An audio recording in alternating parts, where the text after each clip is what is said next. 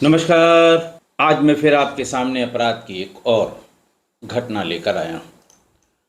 आज के अपराध की घटना का प्रदेश है राजस्थान, जिला है जयपुर। हुआ कुछ यूं कि 30 अप्रैल 2023 को दोपहर बाद एक शख्स जयपुरिया हॉस्पिटल जयपुर में एक 30 साल की महिला को लेकर आया और भर्ती कराते समय उसने डॉक्टर्स को बताया कि इसका टोंक रोड के पास रिंग रोड पर जाते समय एक्सीडेंट हो गया है। डॉक्टर ने उससे कहा कि आप कौन हैं, तो उसने बताया कि मैं इसका दोस्त हूं। लड़के की उम्र काफ़ी कम लग रही थी। किसी डॉक्टर ने पूछा आपकी उम्र क्या है? उनका मेरी उम्र 24 साल है। उनका इस महिला के या इस लड़की के घर में कोई महिला या कोई लड़की हो तो उसे बुलवा दीजिए। उसने एक फ़ोन किया और ये बताया कि इसका लड़की का ऐसे ऐसे एक्सीडेंट हो गया है और आप इलाज के लिए आ जाइए। लेकिन शुरुआती जैसे ही डॉक्टर्स ने उसका शुरुआती इलाज शुरू किया, थोड़ी देर बाद उसकी मृत्यु हो गई। और जैसे ही डॉक्टर्स ने आकर उस लड़के को बताया कि उसकी डेथ हो गई, वो मौका देखकर वहाँ से भाग निकला। डॉक्टर्स को जब काफ़ी ढूंढा गया कि वो कहाँ गया जो लड़की को लेकर आया था। जब वो नहीं मिला तो डॉक्टर्स को कुछ आशंका हुई कि कुछ गड़बड़ ज़रूर है। उन्होंने पुलिस को सूचना दी। पुलिस मौके पर पहुंची। डॉक्टर्स ने पुलिस को बताया कि इस महिला को भर्ती कराने वाले शख्स ने कहा था कि रोड एक्सीडेंट हुआ है। वो पहले एक प्राइवेट हॉस्पिटल ले गया था और जहां से उसने जयपुरिया के लिए रेफर करा लिया। डॉक्टर्स के सामने पुलिस ने शक जाहिर किया कि उसे जिस तरह की चोट लगी हुई है वो एक्सीडेंट होने पर सामान्य रूप से नहीं लगती है। एक्सीडेंट की चोट अलग तरह की होती हैं। पुलिस ने वहाँ मौके पर डॉक्टर से बात करना और सीसीटीवी इसका कहाँ है, कौन लड़का यहाँ लेकर आया था, कितने बजे यहाँ पहुँचा था, रिसेप्शन पे किसने ध्यान दिया था, रजिस्ट्रेशन किसने कराया था, पुलिस इन सब चीज़ों में उलझी थी, इसका जवाब ढूंढ रही थी। और एक टीम उस लड़की के पंचायतनामा और उसको लाश को सील करने का काम कर रही थी। इसी बीच में एक घबराई हुई बुजुर्ग महिला हॉस्पिटल में पहुंची और उसने बताया कि मेरी लड़की यहाँ पर भर्ती है और मुझे अभी किसी शख्स ने ये बताया है कि उसका एक्सीडेंट हो गया है। महिला को ये बताया गया कि उसको उस लड़की की अब डेथ हो गई है। वो देखकर महिला जोर जोर से रोने लगी, रोने पीटने लगी। पुलिस उसके पास पहुंची। उसने कहा क्या आप इस मृतक महिला के बारे में कुछ जानती हैं? उस बुजुर्ग महिला ने कहा कि वो मेरी बेटी है। पुलिस ने पूछा आपको ये कैसे पता लगा कि वो जयपुरिया हॉस्पिटल में भर्ती है?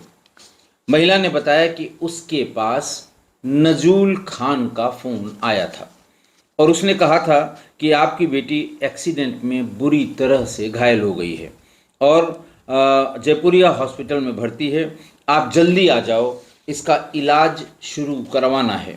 इस कारण मैं भागते हुए हॉस्पिटल आई हूँ। इधर डॉक्टर्स ने भी पुलिस को बताया कि महिला मरीज होने के कारण, यानी फीमेल पेशेंट होने के कारण, हम लोगों ने युवक से ये रिक्वेस्ट की थी कि इसके घर परिवार या जानने वाली या दोस्त किसी महिला को बुलवा लीजिए। तमाम ऐसे पेशेंट के साथ तमाम ऐसे व्यवहार होने होते हैं इलाज के दरमियान जो महिलाओं की आवश्यकता पड़ती है। और उन लोगों के सामने ही जब डॉक्टर्स ने कहा तभी उस युवक ने फ़ोन मिलाकर इस महिला को आने के लिए कहा था। अब साफ था कि डॉक्टर्स के सामने नजूल को मजबूरन उसकी माँ के पास फ़ोन करना पड़ा था। फ़ोन करने के बाद नजूल नज़रें बचाकर वहाँ से फरार हो गया। अब पुलिस के सामने एक नाम था जिसका नाम था नजूल खान, जो उसकी माँ ने बताया था, जो उसका हुलिया था, उस हुलिया से डॉक्टर्स और एडमिट करने वाले नर्सेज ने जो बताया था, उस हुलिया से वो मैच कर रहा था। लेकिन सच्चाई को जानने के लिए पुलिस को नजूल खान तक पहुंचना बहुत ज़रूरी था। पुलिस ने जब उससे फ़ोन पर संपर्क करने की कोशिश की, क्योंकि माँ को उसने फ़ोन किया था, पुलिस ने माँ के फ़ोन को लेकर ये पूछा कितनी देर पहले फ़ोन आया था, बताया तो उससे वो नंबर मिल गया और नंबर जब मिलाया गया तो फ़ोन स्विच ऑफ था। अगले दिन 1 मई 2023 को युवती की मां ने नजूल खान के खिलाफ हत्या की नामजद एफआईआर दर्ज करवा दी। पुलिस उपायुक्त यानी एसीपी ज्ञानचंद यादव के निर्देश में मामले की जांच या विवेचना शुरू हो गई। पुलिस ने नजूल खान के एक्सीडेंट वाली बात को तस्दीक करने के लिए नजूल के टेस्ट करने के लिए कि रिंग रोड पर एक्सीडेंट हुआ था, ऐसा जैसा उसने डॉक्टर्स को बताया था। तो रिंग रोड पर जाकर सीसीटीवी खंगाले गए, लेकिन उसमें कुछ भी नहीं मिला। फिर पुलिस टोंक रोड के आसपास की रिंग रोड पर पूछताछ करने के लिए गई कि क्या 30 अप्रैल को यहाँ किसी लड़की और लड़के को मोटरसाइकिल पर देखा गया या उनके एक्सीडेंट की कोई सूचना या कोई जानकारी किसी के पास है। सब ने मना कर दिया कि न तो इस तरह का कोई एक्सीडेंट हुआ और न ही इस तरह लड़का लड़की को हम लोगों ने मोटरसाइकिल पर देखा। पुलिस के सामने तस्वीर और साफ हो गई कि एक्सीडेंट की कहानी झूठी है और फिर उसके बाद पुलिस को पोस्टमार्टम रिपोर्ट का इंतज़ार होने लगा। देर शाम तक पोस्टमार्टम रिपोर्ट भी आ गई और पोस्टमार्टम रिपोर्ट से पुलिस और मृतका की माँ दोनों का जो शक था वो सच साबित हुआ। रिपोर्ट के अनुसार मरने से पहले युवती के साथ बुरी तरह मारपीट की गई थी। मारपीट इतनी भयंकर थी कि उसकी 6 पसलियाँ टूट गई थी। 30 बाईं तरफ चेस्ट की, 3 बाईं तरफ चेस्ट की और 3 दाहिनी तरफ चेस्ट की हड्डियाँ पसलियाँ टूट गई थीं। लीवर डैमेज हुआ था और शरीर के अंदर ही अंदर बहुत ब्लीडिंग हुई थी। शरीर पर 1.5 दर्जन से ज़्यादा गंभीर और जानलेवा चोटें थीं। पोस्टमार्टम रिपोर्ट से पुलिस ने पोस्टमार्टम करने वाले डॉक्टरों से सवाल जवाब जब किया तो पुलिस को डॉक्टर्स ने ये बताया कि घुटनों से वार करने के कारण किसी और दूसरी भारी चीज से अगर उसके शरीर पर वार किया गया होता तो उस भारी चीज के इम्पैक्ट का निशान यानी नीलगू निशान शरीर पर जरूर होता, लेकिन ऐसा नहीं था। बड़ा हेजी सा निशान था जिससे ये लगता है कि घुटनों से वार करने के कारण यानी घुटनों से दोनों तरफ पसलियों पर जोर देने के कारण ये हड्डियां टूटी थीं और किसी घुटना या किसी उसी तरह की सख्त चीज़ से उसके पसलियों पर दोनों तरफ वार किया गया जिससे उसकी 6 पसलियां टूट गईं। युवती पर किए गए वार इतने दमदार थे कि गहरी चोटों के कारण लीवर भीतर से फट गया। छाती और पेट पर इतने वार किए गए कि शरीर के अंदर ही अंदर ब्लीडिंग होनी शुरू हो गई। पोस्टमार्टम के दरमियान युवती के पेट से 2 यूनिट ब्लड, जिसे कॉमन बोलचाल की भाषा में 2 बोतल खून कहते हैं, वो मिला। युवती के शरीर पर जैसा मैंने बताया 18 से अधिक गंभीर चोटें और छोटी मोटी अनगिनत चोटों के निशान मिले थे जो पोस्टमार्टम रिपोर्ट में बाकायदा दर्ज किए गए थे। रिपोर्ट में प्राइवेट पार्ट भी डैमेज बताया गया। मारपीट के बाद रेप की भी आशंका पोस्टमार्टम रिपोर्ट में ही जताई गई। पुलिस से बचने के लिए जो मोबाइल फ़ोन था वो स्विच ऑफ भी हो गया और बाद में जब सेवा प्रदाता से पुलिस ने जाकर पूछा तो उसने कहा कि साहब इस समय ये सिम मोबाइल में नहीं लगा है, जो स्विच ऑफ आ रहा है ये सिम मोबाइल की बॉडी से निकाल कर बाहर कर दिया गया है। खैर, हत्या के एंगल तो पुलिस को पुख्ता हो गया कि इसमें इसी नजूल खान ने किसी कारण से या किसी वजह से इस लड़की की हत्या की है। लेकिन अगले इन्वेस्टिगेशन का अगला पड़ाव बिना नजूल खान की गिरफ्तारी के कर पाना बहुत मुश्किल था। बिना उसको गिरफ्तार किए हुए सारी बात का पता नहीं लग सकता था। पुलिस ने हॉस्पिटल से गायब हुए नजूल के मोबाइल नंबर को ट्रैक करना शुरू किया। नजूल ने जिन लोगों से 30 अप्रैल को बातचीत की थी, पुलिस ने उनसे संपर्क किया। नजूल बहुत ही शातिर दिमाग था। उसे पता था कि पुलिस उसको उसके नंबर से ट्रैक करेगी। इस कारण नजूल ने युवती की हत्या के एक दिन बाद ही एफआईआर दर्ज होने से पहले 1 मई को पुराने सिम को मोबाइल से निकालकर फेंक दिया था और इसी कारण से उसकी लोकेशन ट्रेस नहीं हो रही थी। पुलिस के सामने इस दर्दनाक केस की कई परतें खुलनी बाकी थीं, क्योंकि पुलिस को अब तक ये नहीं पता चला था कि युवती का मर्डर किस जगह हुआ है। युवती के साथ ऐसी हैवानियत किसने की है? ये मारपीट करने वाला और रेप करने वाला अलग अलग शख्स है या एक ही शख्स है? नजूल और युवती के बीच क्या रिश्ता है? ये सारे सवाल पुलिस के दिमाग में घूम रहे थे और इन्हीं सारे सवालों के जवाब के लिए पुलिस ने अपना इन्वेस्टिगेशन प्लान बनाया। पुलिस इन्हीं सवालों से आगे बढ़ी और उसने उस लड़की की मां से नजूल के बारे में पूछताछ शुरू की। महिला ने अपनी बेटी की ज़िंदगी और नजूल के बारे में बताना शुरू किया। तब खुलासा हुआ कि ये कहानी कहाँ मोहब्बत से शुरू हुई और कहाँ हत्या पर ख़त्म हुई। महिला ने पुलिस को बताया कि उसकी बेटी पहले से ही शादीशुदा थी। उसके पति की मौत हो गई थी। उसके 2 बच्चे थे। पहले उसकी बेटी उसके पास ही यानी अपनी माँ के पास ही रहती थी। बाद में गरीबी को देखते हुए उसने अलग रहने और खुद कमाकर बच्चों के पालन पोषण करने का फैसला किया। महिला ने बताया कि उसकी बेटी ने सांगानेर की एक फैक्ट्री में काम करना शुरू किया। वो कुछ पैसे बचा लेती थी ताकि आगे कोई दूसरा काम कर सके। सांगानेर में ही नजूल खान कपड़े खरीदने और बेचने का काम करता था। पता नहीं उसकी नज़र बेटी पर, माँ ने ये बयान दिया कि पता नहीं उसकी नज़र कब मेरी बेटी पर पड़ गई। मेरी बेटी से उम्र में 6-7 साल छोटा नजूल खां, उसने मेरी बेटी का नंबर भी कहीं से हासिल कर लिया और वो बार बार फ़ोन करने लगा। जब कभी भी फ़ोन आता था तो मेरी बेटी मेरे सामने भी कभी आता था तो बेटी उसे बार बार फ़ोन न करने के लिए कहती थी कि ऐसे फ़ोन करना ठीक नहीं है। मैं और माँ अपने 2 बच्चों के साथ हम रहते हैं। बच्चों के पालन पोषण के लिए हम अपना मेहनत करते हैं, कमाते हैं और बच्चों को हम पढ़ाएंगे, अच्छे से पढ़ाएंगे,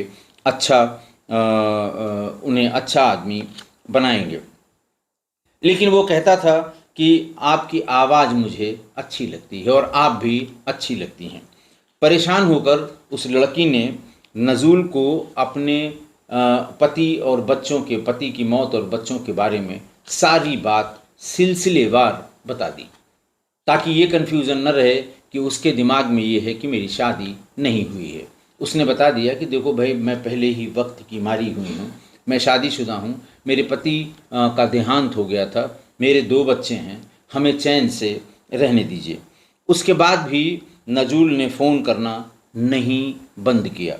नजूल ने मेरी बेटी से कहा, ऐसा माँ ने उसके पुलिस को बयान में बताया कि वो उसके बच्चों को अपनाएगा और बहुत अच्छी तरह से रखेगा। मेरी बेटी उसकी बातों में आ गई। फिर कहानी शुरू हुई लिव इन रिलेशन की।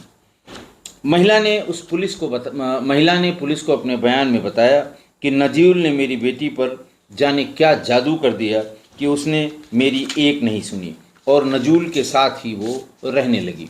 शुरू में 1 साल नजूल के साथ काफ़ी अच्छे बीते और वो बच्चों का भी ध्यान रखता था। मेरी बेटी नजूल से बहुत प्रभावित थी। उसने कहा, मम्मी ये आदमी बहुत भोला है, बहुत अच्छा है, मैं निकाह करूँगी तो ये मेरी और बच्चों की ज़िंदगी सुधर जाएगी। लेकिन उसके बाद ही नजूल का बर्ताव बदल गया, ऐसा युवती की माँ ने कहा। 1 साल बाद नजूल ने उसके साथ मार पीट करनी शुरू की। ध्यान रखिएगा, शुरू में 4 महीने बातचीत हुई, फिर उसके बाद साल भर का लिव इन हो गया। सब कुछ अच्छा चला, लेकिन साल भर के बाद ही मारपीट शुरू हो गई। तब एक दिन रोते हुए उस लड़की ने अपनी माँ से बताया कि माँ, मुझसे गलती हो गई, मैंने नजूल को पहचानने में गलती कर दी। एक बार नजूल ने सिर पर वार किया, तब मेरी बेटी के टाँके आ गए थे। तब उसको टाँके आ गए थे, उस लड़की को। ऐसा उसकी माँ ने बताया कि मेरी बेटी को सिर में टाँके आ गए थे। एक दफ़ा हाथ पे भी किसी भारी चीज़ से मार दिया था। बच्ची को पट्टी करवानी पड़ी थी। माँ कहती है कि मैंने बेटी को बहुत समझाया, थाने में भी शिकायत करने गई कि मेरी बच्ची को उसका शौहर मारता है, धमकी भी देता है कि तेरे बच्चों को और भाई को मार दूंगा। इस वजह से मेरी बच्ची चुपचाप उसके जुल्म को सहन कर रही थी। बेटी ने एक बार मुझसे ये भी कहा कि अगर मैंने इसे छोड़ा और इसने मेरे परिवार को कुछ कर दिया तो मेरा मरने के बराबर मेरा जीवन मेरे मरने के बराबर हो जाएगा। नजूल मेरी बेटी को छोड़ने को किसी कीमत पे तैयार नहीं था। आखिर उसने मेरी बेटी को मार ही डाला। ये उसकी माँ का बयान था और फिर पुलिस के सामने सारी कहानी क्लियर हो गई। अब केस को फाइनल टच देने के लिए नजूल को पकड़ना ज़रूरी था, इसलिए लगातार उसको दबिश दी जाने लगी और उसको ढूंढने की कोशिश की जाने लगी। आरोपी नजूल की गिरफ्तारी हो, इसके लिए एक विशेष टीम का गठन थाना मालपुरा गेट के SHO सतीश चौधरी के नेतृत्व में किया, क्योंकि उन्हीं के थाना क्षेत्र में ये घटना घटी थी। मालपुरा गेट थाना पुलिस ने आरोपी को पकड़ने के लिए दबिश देनी शुरू की। पुलिस टीम ने नजूल के नज़दीकियों पर नज़र रखी। जैसे ही नजूल ने उन लोगों से अपने नए सिम से संपर्क किया, पुलिस को खबर लग गई। पुलिस को नजूल के नया नंबर मिल गया और ट्रैक करके उसे सांगानेर के पास ही पुलिस ने गिरफ्तार कर लिया। पूछताछ में उसने युवती के साथ बुरी तरह से मारपीट करना कबूल किया। नजूल ने पुलिस को बताया कि उसे ये शक हो गया था कि मेरी पत्नी या वो लड़की जिसके साथ वो लिव इन में रह रहा था, कि वो लड़की किसी और से भी बात करने लगी है। बड़ा लाजमी है कि जब वो उस लड़की से बातचीत करके और उस बातचीत को यहाँ तक उसने पहुँचा दिया, तो ये खतरा उसे हमेशा लगा रहता होगा कि जब भी कोई बात करेगा इससे, तो फिर वो वहीं पहुँचेगा जहाँ मैं पहुँचूँगा। इस शक के चलते उसने अपनी उस महिला की हत्या की थी, ऐसा उसने कन्फेशन में बताया। उसने बताया कि हम इस बात को लेकर, उसके फ़ोन को छीनने को लेकर, उसके नंबर देखने को लेकर, उसकी किससे बात होती है ये बात समझने को लेकर वो बार बार उससे झगड़ा करती थी और वो अपना फ़ोन देती नहीं थे, जिससे इसका शक और गहरा हो रहा था कि ज़रूर किसी न किसी से बात कर रही होगी। फिर उसने युवती को मौत के घाट उतार दिया और जंगल में ये काम उसने जंगल में ले जाकर किया। उसने पुलिस को बताया कि 30 अप्रैल 2023 को साजिश के तहत, यानी अपने दिमाग में जो कुछ उसने रखा था, वो युवती को जयपुर से दूर बाइक पर घुमाने के लिए राजी कर लिया उसने और वो मान गई। नजूल ने बाइक पर जाते समय सोशल मीडिया की रील भी बनाई। रील के बैकग्राउंड में आवाज़ थी, अब मैं खुद को इतना बदल दूंगा कि तू तो क्या, तेरे अपने भी तरस जाएंगे मुझे पहले जैसा देखने के लिए। ये पीछे बैकग्राउंड में जो उसने रील पोस्ट की थी मर्डर के थोड़ी देर पहले, उसमें ये आवाज़ आ रही थी। इसके बाद नजूल युवती को निमोरिया के घने जंगलों में ले गया। वहाँ उसने युवती के साथ बहुत बेरहमी से मारपीट की, घुटनों से उसकी पसलियों पर वार किया, युवती से माफ़ी मंगवाई और फिर उसका रेप किया। इस हैवानियत में युवती की मौत हो गई। पुलिस ने नजूल को 4 मई 2023 को कोर्ट में पेश किया, जहां से उसे जेल भेज दिया। फिलहाल अब इस केस का ट्रायल शुरू हो गया। आज की घटना शुरू करने के पहले मैं एक और जानकारी दे दूं कि हमारे जो पूर्व सहयोगी थे, जो हमारे वीडियो एडिटर थे जयप्रकाश जी, वो उन्होंने अपना कोई दूसरा व्यवसाय शुरू कर लिया है। वो वीडियो एडिटिंग के काम में अब नहीं है। हालांकि मैंने उनकी अपनी एक चैनल उन्होंने बनाया है, उसकी कुछ वीडियोस मैंने देखी हैं कि वो इस पर भी कुछ काम कर रहे हैं, लेकिन व्यवसाय कुछ दूसरा कर रहे हैं। और मैंने बताया कि अपना यूट्यूब चैनल, शायद अपनी पत्नी भी उनकी उस यूट्यूब चैनल पे अपीयर होती हैं, कुछ इस तरह का काम कर रहे हैं। बहरहाल उन्होंने हम लोगों का साथ, यानी किस्सा गोई परिवार का साथ छोड़ दिया अपने निजी कारणों से। और मेरे नए साथी हैं जो पिछले 40 दिनों से एडिटिंग कर रहे हैं, उनका नाम है आशीष सिंह। और मैं चाहूँगा कि जो पिछले 40 वीडियोज़ हैं, आप एक बार उन्हें देखकर, या पिछले 40 दिनों से आप देख ही रहे हैं, आप देखकर उनके आउटपुट या वो कैसा काम कर रहे हैं, या उनकी जो वीडियोज़ जो वो एडिट करते हैं, अपलोड करते हैं, उसमें किसी प्रकार की कोई अगर कमी हो तो उसको ज़रूर इंगित करें। आज की घटना देखिए, आज की घटना वही पुराना लिव इन रिलेशन का जो हश्र होता है, वही आज की घटना में भी हुआ। 95% ऐसी घटनाओं में जो लिव इन से शुरू होते हैं, उसमें लड़कियों या महिलाओं की ही बाद में मौत होती है। 95% केसेस में। मैंने बहुत ढेर सारी लिव इन रिलेशन की एक सीरीज़ में आपको लिव इन रिलेशन के ऐसे अपराध के बारे में बताया था, जिसमें आगे चलकर लड़की ही मारी गई। लिव इन की शुरुआत कैसे होती है, ये भी आप समझ लें, और इस घटना से और अच्छी तरह समझ लें कि जैसे ही मेल मिलाप वाला समय ख़त्म होता है, दोनों एक साथ कहते हैं कि अब हमें शादी कर लेनी चाहिए। दोनों कहते हैं, ऐसा नहीं कि सिर्फ एक के कहने से बात मान ली जाएगी। जब दोनों ये तैयार हो गए कि नहीं अब शादी कर लेना चाहिए, तब लड़के की तरफ से ये कहा जाता है कि हमें एक दूसरे को अच्छी तरह समझ लेना चाहिए।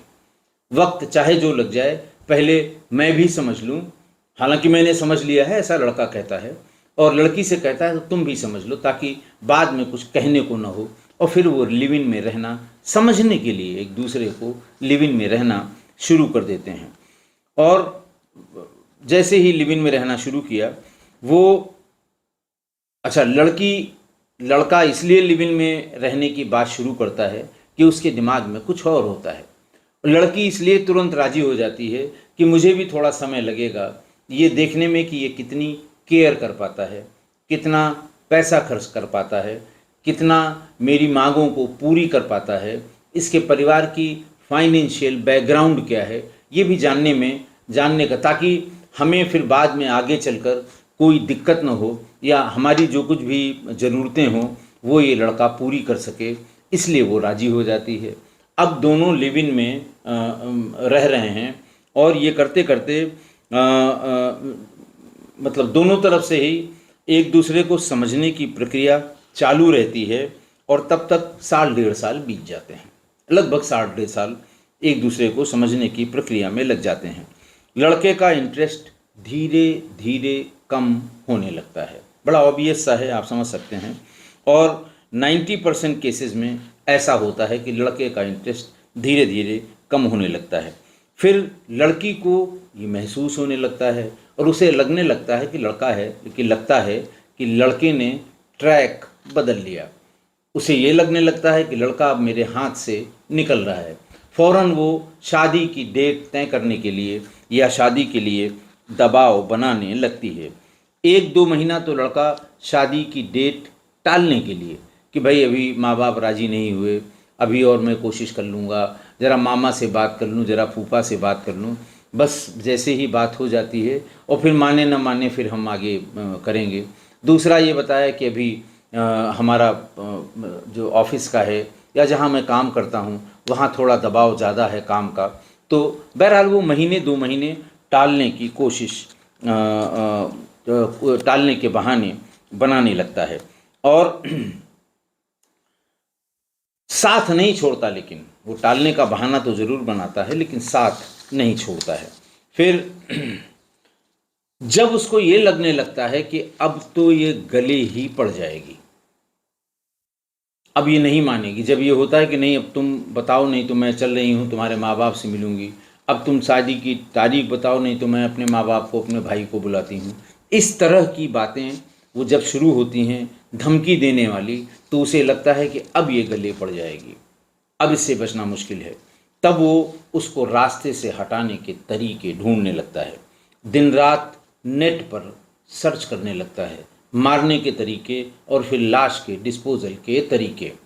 वही तरीके कि साहब वो फ्रिज में रख दिया फलाने, और फलाने ऐसा कर दिया, फलाने नाले में बहा दिया, फलाने जंगल में फेंक दिया, फलाने मुंह ऐसा विकृत कर दिया कि उसकी पहचान नहीं हो पाई। इस तरह के जो तरीके तमाम क्राइम सीरियल्स में आते हैं, वो उस पर दिमाग लगाने लगता है और उसे जो सबसे साफ, सबसे शॉर्टकट और सबसे कम रिस्क वाला तरीका होता है, उसी को अपनाता है और हत्या कर देता है, उसे रास्ते से हटा देता है।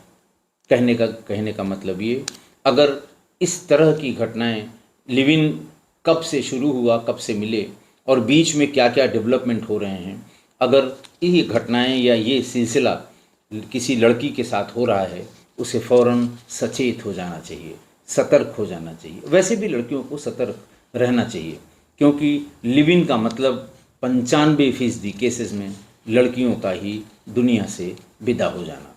आशा है आप मेरी इस बात से सहमत होंगे। आज के लिए इतना ही। बहुत बहुत धन्यवाद।